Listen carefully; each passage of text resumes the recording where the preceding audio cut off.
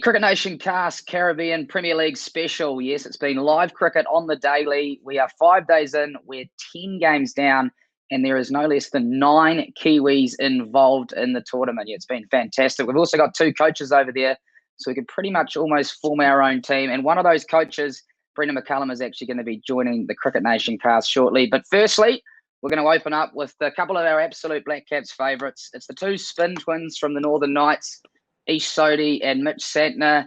Guys, welcome to the show. I've missed you. How are you? Yeah, all good, Willy. Good to see you, mate. Yeah, been a while, mate. It's been pretty slow over here, but no, it's good to see you, mate. Good. That's exactly what I wanted you to say back in response. Yeah, you mentioned it's been a little bit slow over there. I mean, it's a crazy time in the world at the moment. Can you just set the scene for me, firstly, with your situation? I think I understand that all 6 teams for the tournament are all based in one hotel and pretty much going to the same ground each day. Can you let us know what it's kind of like, I suppose, inside the hotel and what it's been like? Yeah, it's been an interesting one. The first 7 days or so was pretty slow, I can imagine, for everyone. So we had the proper 7-day lockdown to start it, but then 7 days leading into the tournament, we were allowed to train, and do a bit more. And then once the tournament started, we're pretty much into it. Seeing everyone around the hotel. Well, I think we've just lost Sant, so it's probably a time to throw to you. So he's mentioning seeing everyone around the hotel. I imagine it's like cricket heaven for someone like you who's pretty into the game, mate. You've got all of the cricketers at your disposal. You can talk to them anytime. Yeah, no, I've definitely sparked up a few cricketing conversations. And like Sans was saying earlier, it's been quite good the last kind of 7 to 10 days. We've had a chance to get downstairs to the restaurant, which, has been real good food. There's been a pretty good sushi bar down there, like after some of that quarantine food. It was real good to just sit down, socialise over a good feed and talk cricket. Obviously, a lot of cricket being played at the moment, so there's a lot of topics that you can kind of touch on. But I just think first and foremost, it's good to be back playing cricket. It feels like that long since our last kind of competition, and to be back part of a team environment and being competitive, I think that's the key. Yeah, well, mentioning back, we've got you back average, now. So. We're finding that out. You were calling me, mate. It cut me out because you were calling me, Willy. I don't know why. Off the WhatsApp. Play on. It doesn't matter, mate. I imagine, talking about flying. Can you just give me an idea of what it was like to actually fly over, Mitch? I remember the day before you left, we were chatting. Obviously, international borders are currently closed. Like, what was that experience like traveling through international airports? Yeah, I think I left, about 2 days after the lads and only got in, 1 day. So 1 day later. So my journey was a lot quicker than the other guys. I had to go through America, which was, I was humming and ahhing about. But it was actually pretty easy. It was easier than I thought. You kind of mask up and keep to yourself and stuff like that. But, all the protocols on the plane and stuff are pretty cool and stuff like that. So, yeah, it was a long travel. But, we're here now. We're back playing cricket, like you said. And, that's what we want to do. Well, Ish, let's get to the big stuff, mate. The Mo game that you're running there, sort of a bit of a mixture of sort of like a Mark Sainsbury and Mervyn Hughes sort of concoction. Was that a lockdown inspiration, or what was the story there, mate? I was thinking more of an Anil Kumble type of scenario, but no, it's just something that kind of came about. I was pretty lucky the last 2 months ago to have a little daughter into the world, so I remember kind of getting ready to get down to the hospital, like whenever it was, and I was trimming up my beard and stuff, and I was like, oh, cool, like I'll just leave this Mo here, look like a bit like more like a dad. So kind of since then, I kind of kept it going, and I've been speaking to Lockie Ferguson quite a lot recently, so it's kind of egging me on to keep it on for as long as I can. So while I'm over here, I'm just going to see how far it can go. We mentioned timing for the tournament. Since it's come at a bad time for your golf game, mate. I was just flicking through your dot golf record. You're at a plus 1.3. 4 of your last 5 rounds have been under par. That is ridiculous golf. What's the story there, mate? It's been pretty slow for the old golf game over here. Training stuff, and then we're just playing at home. Me and Timmy Syfe live pretty close to the course, so we're playing most days back home. But over here, it's only been practicing those little 4 or 5 putts in the room, and that since the tournament started, some chipping in the hallway. But other than that, I think the long game might be struggling coming out of this. But no doubt there should be no excuses for the short game. Awesome. Well, we've got former Black Cap, and one of the coaches, Brendon McCullum. He's waiting in the wings. So I've just got a couple of quick ones for you boys before I bring him in. Probably observations from all the way over here that we're seeing. Obviously, there's no crowds over there, but there's still the same sort of colour and flair. I think there's an Eldorado rum cask on the side, the Danny Morrison there. So it seems like it's a pretty fun tournament to play. What's it been like for you guys, playing, especially at this time in the world? Yeah, it's been awesome just to again be back playing cricket. But CPL, regardless of whether there's a crowd or not, kind of prides itself on being the biggest party in sport, and it's great to hear that that's what it sounds like from the outside looking in. So it's obviously a great product, but I think for everyone to be a part of it and playing cricket again in these conditions is awesome. And obviously it'll be nice to have a crowd out there to add to the atmosphere a little bit more. But in the circumstances, I think they've done a great job to host a pretty good tournament so far. And since your first CPL experience, you're with the defending champions, the Tridents, and pretty good start, mate. Nabbing a man of the match. I mean, it must be a pretty good feeling, I suppose, when it's your opening game and you are the overseas import. Yeah, it's always nice to beat Ish in that first game. But, yeah, I mean it's one of those ones. I guess we're doing a lot of training back home, and then coming over here, whereas you probably only had 2 trainings before you started. So you 2 trainings in probably 2 weeks. So yeah, it's nice to just be back playing cricket again. It's a long tournament. There's a lot of games in short time. So I think it's if teams can get on a bit of a roll and stuff like that. So we've had a bit of a slow start, me and Ish, team-wise, but I think it's one of those things where if you get on a bit of a roll, you can kind of make a run to the finals, and I guess that's what we'll be trying to do. And we're playing each other tomorrow, so hopefully another win for Barbados. What good timing to have you on the show then ahead of tomorrow's showdown. Just quickly, I think you're moving grounds for this next game. Can you just give us an idea of what the conditions have been like over there, Ish? Yeah, obviously a lot of games congested in a short period of time. They've had 2 strips out of the Brian Lara Cricket Academy, and to be expected, they're probably slowed up as the tournament's progressed so far. But there's going to be a fresh wicket at Queen's Park Oval tomorrow, and the first game there is myself and Santner's team, Barbados and St. Kitts. So it'll be good to see if the conditions are much different. I know Baz has been at TKR for such a long time, so they probably have more of an idea on what the conditions are like there. But generally, I found that there's been a bit of dew at night, and I think that'll be consistent at Queen's Park Oval. But other than that, the wickets have been pretty good so far, considering how many games are being played on them. So we're looking forward to, I guess, a change of scenery and hopefully for St. Kitts and Nevis Patriots, a bit of change of luck. Absolutely. And you mentioned those other Kiwis in action. I'll just quickly run through them before I bring Baz on here. We've got Ross Taylor playing for the Guyana Amazon Warriors, again, back from last season. Corey Anderson's with you at the Tridents there, Sants. And Nick Kelly picked up from Otago with St. Kitts with you there, Ish. And then, of course, Colin Monroe and Tim Seifert in the Baz Trinbago Knight Riders. And, of course, Glenn Phillips playing for the Jamaica Tallawahs. So it's probably a decent time to bring in the other Kiwi over there. He is no longer playing, of course, but he's pretty much done everything, really, isn't he? He's turned into a commentator, turned into a horse breeder. He's got clothing labels. He's a beer brewer down there in Matamata when he's not playing club rugby. His name is Brendon McCullum. He's been kind enough to give us some of his time. Baz, welcome into the show, mate. Hello, Willy. Very nice introduction. Thank you. Hello, lads. Nice to see you on the screen rather than downstairs in the sushi restaurant.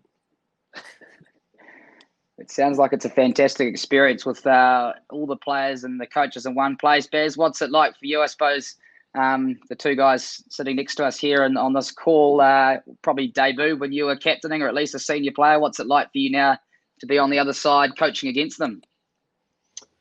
Yeah, mate, it's a real challenge, eh? It's a different challenge. It's been quite good fun. I'm still very much learning the ropes as a coach. I guess the mindset change from being a captain to being a coach is quite different. So I just kind of give myself a little bit of time to adjust to that. But I've really enjoyed it. Luckily enough, I've got 2,500 games of experience in my Trinbago side to be able to sort of ease into it with some of the superstars of T20 cricket. So, yeah, it's been really good. We've had a good start to the tournament so far. But we know it's going to get pretty difficult over the next little while. I thought it's obviously great to see so many Kiwi guys over here, and a lot of them do well too. It's such a difficult place for batters in particular to come over. We've seen some of the greatest in the game come here, the Smiths and the Warners and the De Villiers and the like, and they've all struggled in these conditions during this tournament. And seems to be that the Kiwi boys have actually had more success for one reason or another. I think Colin Monroe, who plays for our side in particular, has been a standout, and you mentioned Glenn Phillips before too. So it seems to be that the Kiwi boys do well over here, and these two boys also on the call. I'm sure as the tournament goes on, the conditions are going to favour their type of skill set too. Well, of course, Baz, you're in charge of the TKR, top of the table. You're unbeaten so far. You mentioned some of those players. I mean, Sunil Narayan, the Bravos, Pollard, Monroe, Fawad Ahmed. From your perspective, I suppose, Sants, when you came up against them, how tough are they, particularly in those conditions and coming up against that experience? Yeah, it's not easy. I'm not going to lie. Played a little bit with Bravo for Gina.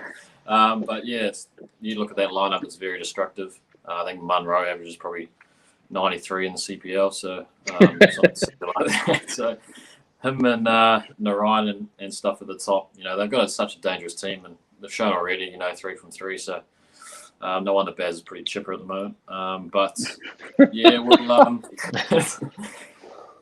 it's they're going to be tough to beat, no doubt for every team. So yeah, I think for us, we just got to, try to get a bit of momentum going. And I think it's, with the short space between games, if you get a bit of momentum, you can kind of carry it through. So I guess that's what me and Nisha, our team's going to be looking to do.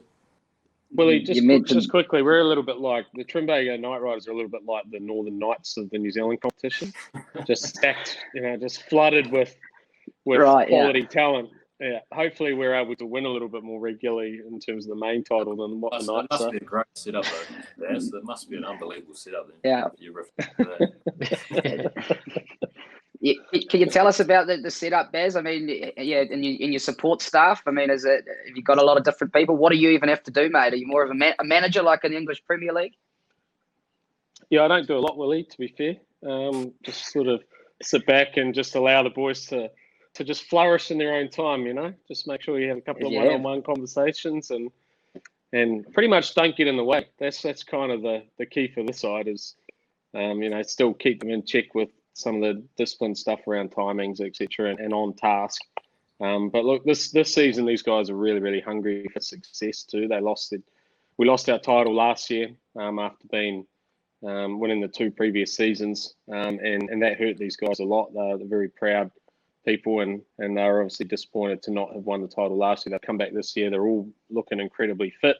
They're very determined amongst themselves, and I think we've made some good acquisitions to our side as well, and the likes of Tim Seifert and a couple other overseas players. So yeah, I just got to stay out of their way a little bit but also keep them on task. But we're really lucky. Our support crew have been with us for a long time, well before I got here as a coach too. All the medical team and management structure. Added a couple of coaches this season.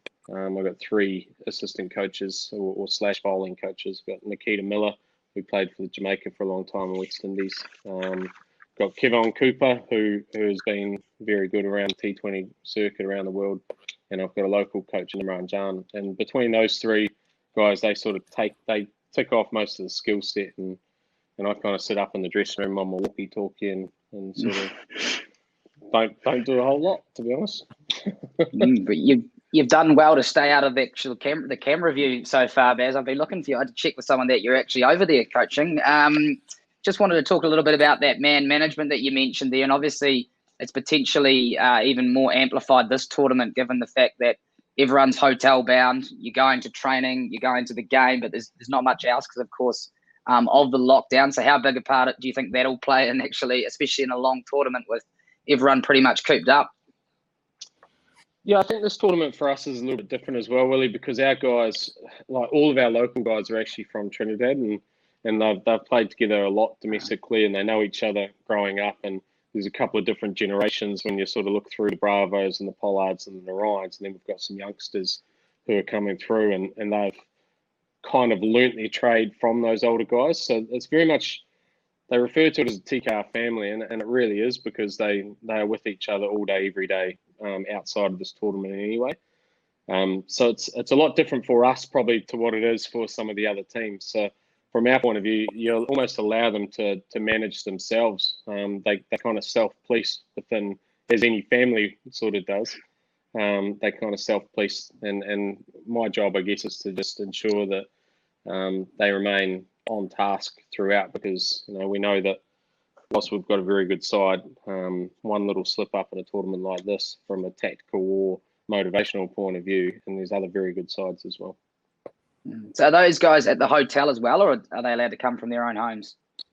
No, they're at the hotel as well. They were on the outside of the hotel for a fair while we went through the quarantine, which was a bit of a main contention for some of the other sides, because they were able to train on the outside, whereas a lot of the other teams were having to sit and stay inside their rooms and do a couple of workouts there without having the same access to facilities. But it's a little bit like being in New Zealand, like their cases were minimal at the outset, although now the cases are starting to spike a little bit. So now they're inside the bubble, obviously tested. They all went through their testing, tested negative, and they remain as part of the CPL bubble. Just quickly, a couple of words on the two guys to my left. As I mentioned, they probably came through under your watch, and I'm sure you've kept an eye on their progress. I suppose, have you charted their progress as players, and probably more importantly as people as well? Yeah, well, both Mitch and Ish sort of probably the back end of my career. So I think, more so under Kane's leadership of these guys had the opportunity to flourish. But obviously I love spin bowlers first and foremost, so always watching their progress. I know they're both fantastic human beings. I'm not sure about Sat's handicap. I think that's slightly...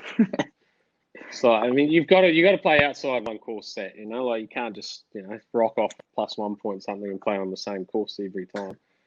Yeah, but the Hamilton Pro. Yeah, but no, look, that's great, and to see guys like these two gentlemen getting the opportunities in tournaments around the world, it can only but help the development of our guys when it comes time to international cricket. They're sharing dressing rooms with other overseas players. There's the added responsibility of being an overseas player.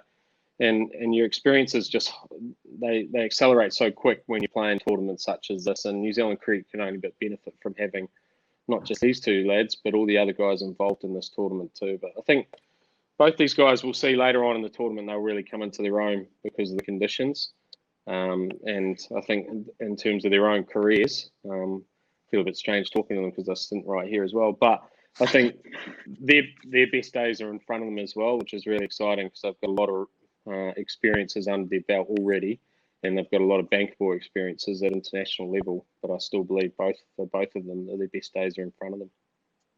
That's good stuff. And Sods, just quickly before I do drop you off, your memories of coming into the team and Baz playing underneath him, and I suppose now he's coaching against you, but anything from back in the day when you first broke through? Oh yeah, remember it pretty clearly. I remember getting the call up to play Test cricket. Obviously, something you built up towards for a long time, and being a young fella, I was probably 20 years old, pretty nervous. I distinctly remember Baz saying I wouldn't remember a thing about my debut, which stays true. Couldn't remember anything about the game. But no, it was a really good, relaxed environment to come into. I remember sitting in my room, and Baz came in with a beer in his hand, gave me one, and said, "Enjoy it, mate, go well." And I guess that kind of helped ease the nerves. And Mitch, I think you were potentially in England when you first got your break in there, and someone told me a story about Baz sort of inspiring you in the field. You've obviously gone on to become a great fielder, mate. But what were your sort of memories of that tour, England 2015? I think post World Cup. Yeah, I think from memory, the past score on that tour was probably 400, or it felt like it. It was an absolute run fest. So it was a tough one. I think it was the first time I ever had a short leg in my debut as well, which was strange. But no, it was a very enjoyable tour. I think it was, I think we just lost it 3-2. But I think I was 23 at the time and watched obviously a lot of Victoria, and then he retired and probably got the call up a bit sooner than I thought. But I wouldn't change it for anything. And I think with the fielding, I think that was just the way the team wanted to go about fielding was dive around, the effort, And that's, carried on to this day. We pride ourselves on being one of the best fielding teams in the world, and I think, we still are. And, trying to get that buzz in the ring or anywhere in the field is still a big part of the New Zealand team. Nice. Well, fellas, I appreciate you giving us some of your time from the hotel over there. I know you've got a big game. You're going against each other tomorrow, so we wish you well. Everyone back here in New Zealand's enjoying watching you, and all the best for the rest of the tournament. We hope we stay in touch. Will do. Thank you, Willy. Cheers, mate. Cheers. Thanks, Sods. And now I'll be left just alone with Brendon. Sorry, mate, that was a bit awkward, me getting you to talk about them when they were just standing in the 2 rooms down in the corridor at the hotel. Yeah, that's all right. That's fine. I guess for those guys as well, tournaments like this is huge. Like, it gives them a good opportunity to not just learn different conditions and excel, and also, like, they're not necessarily senior players within the New Zealand setup. So over here, you come over here with reputation and expectation on you as well. So hopefully they do well in the next couple of weeks. I suppose there's that pressure as well when you are an overseas, and you would have known it a lot, mate, of trying to deliver and then handling that pressure. And I suppose that goes hand in hand with kind of what you're saying there. Yeah, absolutely. And it's not easy, and especially in a tournament like this, because the games are so quick that your performances can, before you know it, you feel like you're out of form, and a lot of the time you're not. You're just waiting for your opportunity. But just as quickly as it can be difficult, can also turn around as well. And you get hot for a couple of games, a couple of good performances, and you end up really shining for your side. You mentioned the coaching aspect of it, and do you think, you mentioned all your experience playing away. You burst onto the scene, I think, in the IPL, that first game, 2008, for the Knight Riders. You scored 100. How much has it changed now when you're coaching that game that you first broke through? And how much different is it when it comes to, I suppose, all aspects, planning and playing? Well, I think the game's evolved really quickly, Willie. I think, first and foremost, that night changed my life completely, and I wouldn't be in the privileged position that I am of coaching one of the biggest sides in T20 franchise cricket in Kolkata, and also Trinidad, because for those that aren't sure, both those teams are owned by the same owners, and Shah Rukh Khan and Jay Mehta and family. So, I wouldn't be in this position that I'm in now if it wasn't for that night way back in 2008. But the game itself it's evolved incredibly quickly. I think not just the skill set on the field and of the players, but also the expectations of tournaments and how they run and the way they're viewed and how franchises operate. So it's significant change over the last 12 years throughout cricket, and it's going to continue to change, I'm sure. I think there'll come a time, whilst international cricket, I believe, will always play a part, I think there'll come a time where franchise cricket could take precedent for some types of players. I'm not saying that for everyone, but for some types of players. I think of someone like an Andre Russell, who's so valuable in franchise cricket, and he can earn so much revenue from playing the game, and it lines up with his skill set too. Whereas the test match slog or the 4-day slog might not necessarily appeal to him, and knowing that he's got a very short shelf life to be able to set his family up. So yeah, we're still in changing times, but I think the game's developed, and the good thing is, I think international cricket has benefited from the development of T20 franchises and T20 franchise competitions, because it's brought in another revenue stream, which has allowed the development of the game at the grassroots level, etc., for the likes of New Zealand and other countries around the world.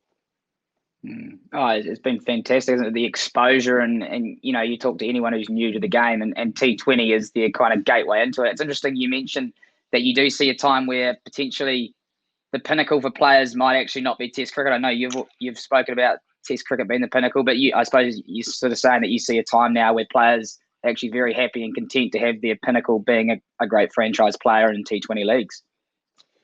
Yeah, I think slight caveat is Test cricket for me has always been number one. It was the greatest challenge, and it was the game I loved the most. I was very fortunate to have played 100 tests for New Zealand, and very proud of that fact. But I think if we look at athletes as well, what does T20 cricket need? It needs strong, sort of robust athletes who can hit the ball a long way And what brings with that is it brings a heavier type of athlete as well. And the demands of Test cricket just don't necessarily marry up to that type of athlete and the endurance required for it. So I think we'll see a shift towards power more so than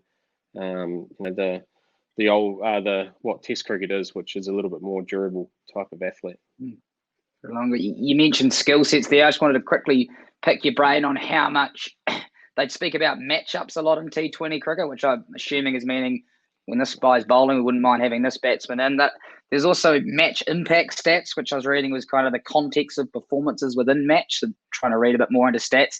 How heavy is the planning in that from a coaching perspective in T20 cricket these days? Yeah, I think it's different for each group, mate. I think you definitely need to have an awareness of it.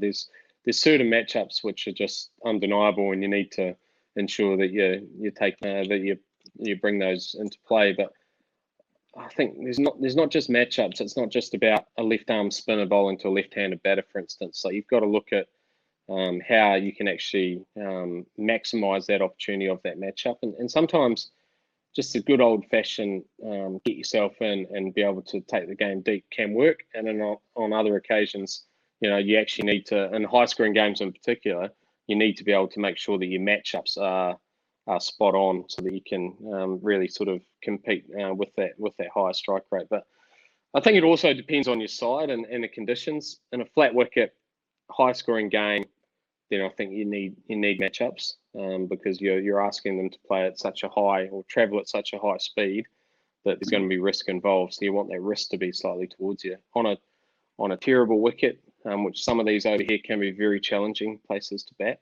and in franchise cricket where sometimes you don't necessarily have the deepest of batting lineups. To me, the matchups are not quite as important. It's about the craft of batting. It's making sure that the guy who's in is able to take the game deep and be there towards the end and sort of evaluate the levels of risk. So you're constantly you're trying to work out which strategy is required for various conditions. I think you mentioned, getting yourself giving you a chance. Colin Monroe, probably a great example of that. I think opening up, it was a tough start in one of those games. He was 0 off 8, but got through in the end. Can you tell us a little bit about Mun as a guy who obviously played under you? And I know that you've plumped for him in the past in terms of wanting him in your franchises, whether you're playing or captaining or coaching. What makes you value him so much in this sort of cricket? I think first and foremost, he's an underrated player. I think he's statistically his output. If we go back to his first class record, for instance, I think he averaged 56 as a batsman over a long period of time. And those numbers, you don't see that very often within New Zealand domestic cricket.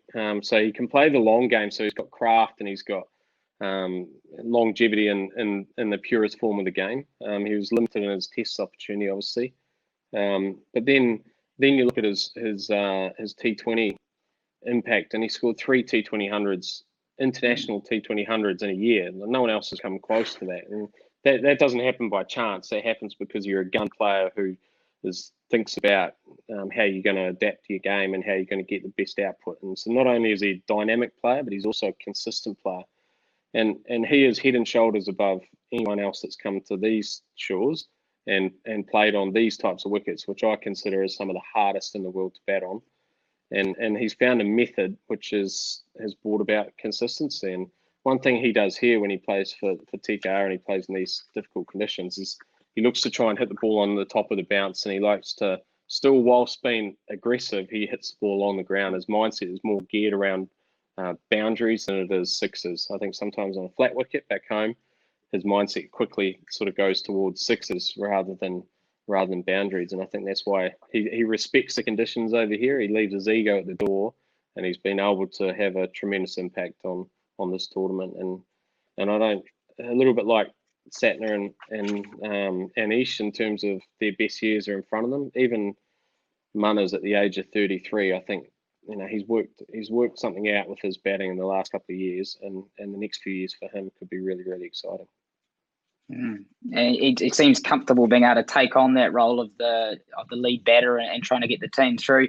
You mentioned the conditions there, Baz, and how you thought this is one of the hardest places to bat, particularly I think with the level of spinners. I mean, Rashid Khan, Fawad Ahmed, you go through all of these names of the spinners across the tournament. Like, it's not easy, particularly probably when you're starting in the middle as well. I imagine on these wearing wickets with only being able to use 2 grounds for the tournament so far.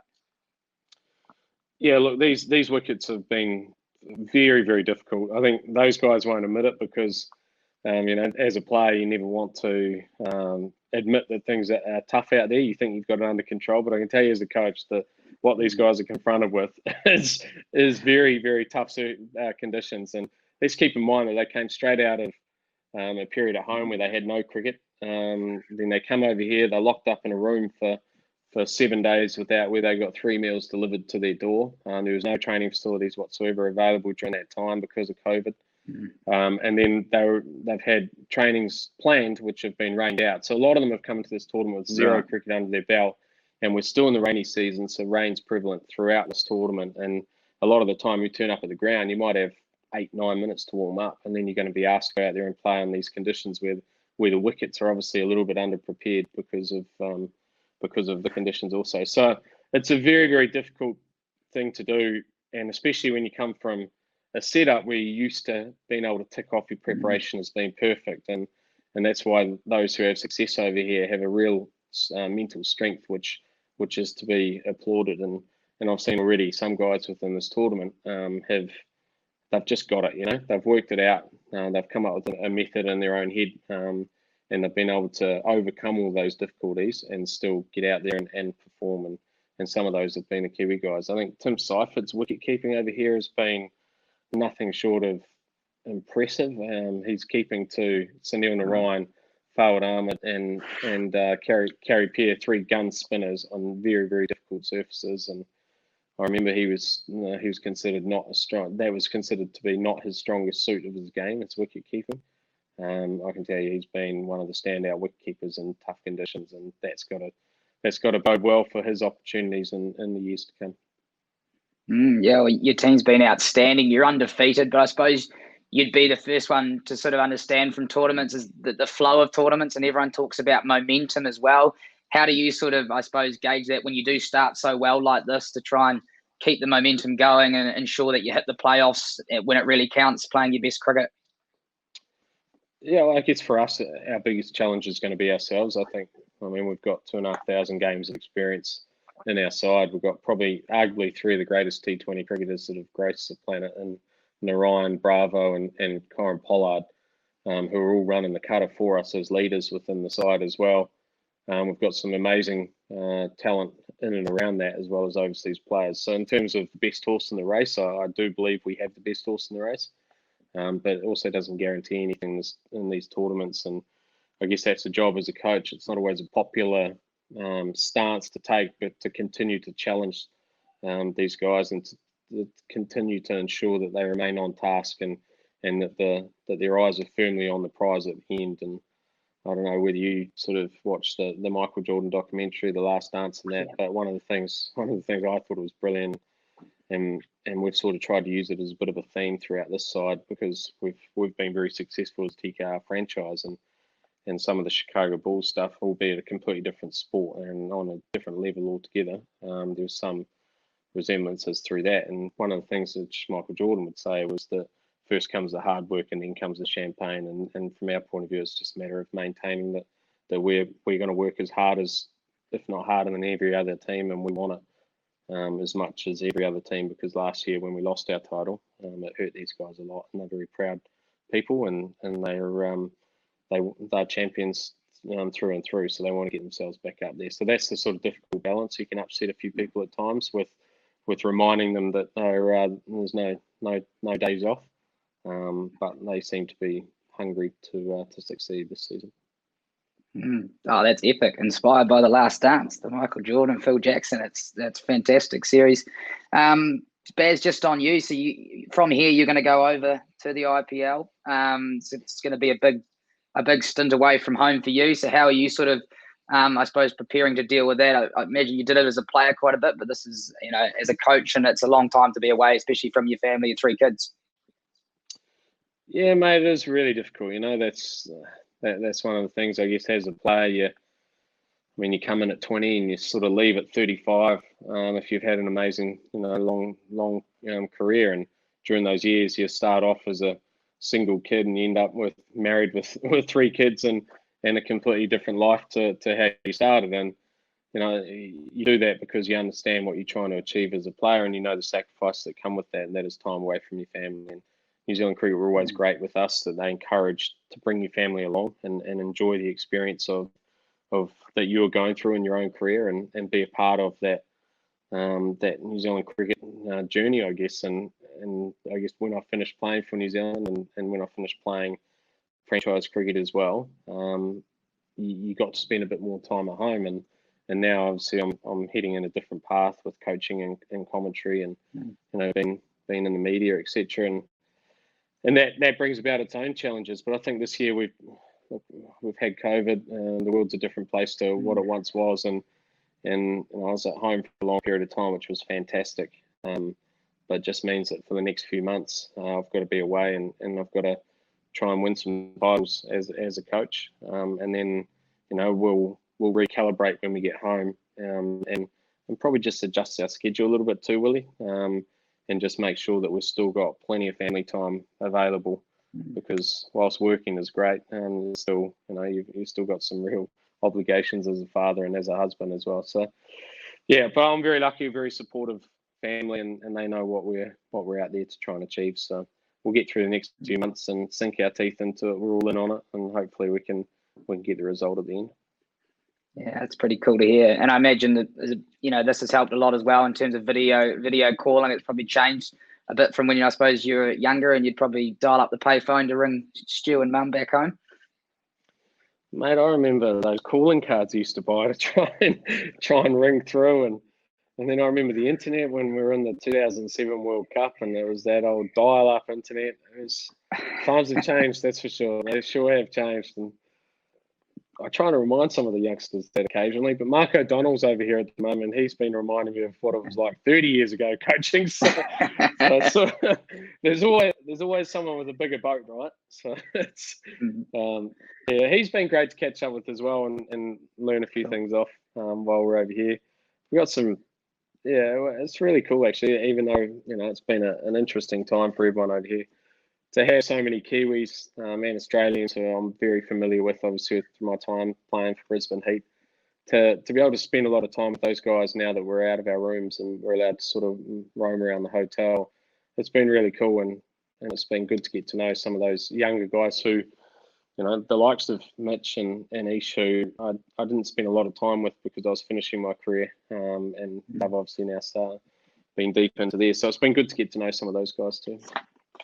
Yeah, I imagine it's a bit like a cricket incubator there at the hotel, isn't it? You've got all 16 support staff. So I suppose from your perspective, you've always had a bit of a learning mindset. Are you looking to pick a few of the brains? Because there's all sorts of different characters over there and different opinions and stances and theories on the game. Yeah, absolutely, mate. And sometimes it's not necessarily just from the experienced guys either. I think youth can bring a lot of different, perspectives on the game as well. And I've really enjoyed being in and around a lot of those guys. I've actually I'm late for a hit of tennis with Scott Kugelheim, so I hadn't spent a lot of time with Scott Kugelheim, but on the plane over, he was telling me how good he was at tennis. So I said, okay, I'll give you a hit today. So yeah, right. Hopefully, I'll tidy him up and just put him back in his box. Hopefully. Well, leading wicket taker in the tournament so far as well with 10, and we do appreciate you giving us some time before your tennis. I've just got a couple more quickly for you, Baz, and you mentioned the coaching, and you're doing a lot of different stuff at the moment. Coaching and New Zealand is down the line. Is that something that you have aspirations? I know you'd have to probably take a gigantic pay cut and work way more hours if you wanted to come work for New Zealand. But is that something that you'd have aspiration to get back involved with at some stage? Oh, look, mate, I think you never say never, would you? I think, I'm fiercely proud of New Zealand and passionate about New Zealand cricket. It's been a ginormous part of my life over a long period of time, and you never say never. But at the moment, I've got, there's plenty going on in life, and plenty going on with some of the jobs that I've got, and I'm very fortunate to be in the position that I've found myself in.